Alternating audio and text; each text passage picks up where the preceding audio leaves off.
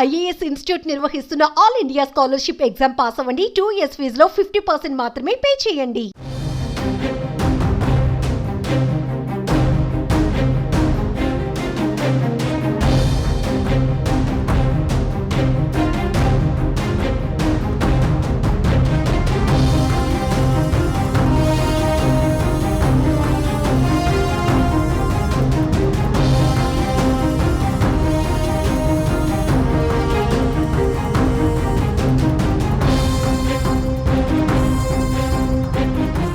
నమ్మినవాడే రాక్షసుడిగా మారాడు. ప్రేమ పేరుతో దగ్గరై జీవితాన్నే అంధకారంలోకి నెట్టేశాడు.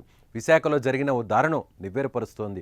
ప్రియుడి చేతిలో ప్రియురాలు వంచనకు గురైంది. ప్రేమ పెళ్లి పేరుతో కలిసి ప్రియుడు అత్యాచారానికి పాల్పడమే కాకుండా స్నేహితులతో కూడా ఆమెపై అత్యాచారం చేయించి వాటిని వీడియోలు తీసి వేధించాడు.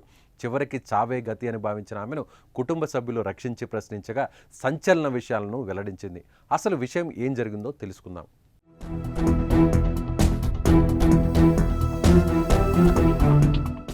విశాఖ జోన్ 2 ప్రాంతానికి చెందిన లా విద్యార్థిని తనతో పాటు చదువుతున్న మరో వ్యక్తిని ప్రేమించింది. పెళ్లి కూడా చేసుకోవాలని వీరిద్దరూ నిర్ణయించారు.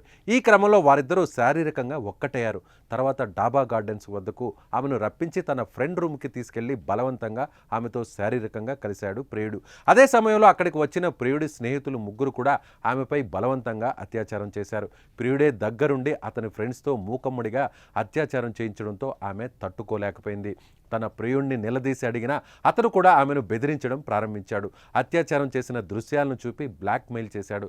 ప్రియుడే కాదు, అతడి స్నేహితుల నుంచి కూడా ఇలాంటి వేధింపులు ఎదురయ్యాయి.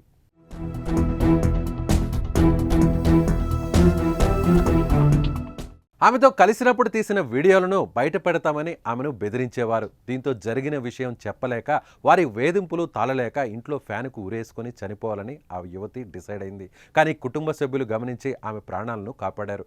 దీంతో కుటుంబ సభ్యులకు ఆ యువతి ఏం జరిగిందో చెప్పింది. దీంతో ఆమె కుటుంబ సభ్యులు 2 టౌన్ సిఐకి అలాగే ఏసీపీకి ఫిర్యాదు చేశారు. కేసు నమోదు చేసిన పోలీసులు ఈ కేసును తీవ్రంగా పరిగణించి విచారణ చేపట్టారు.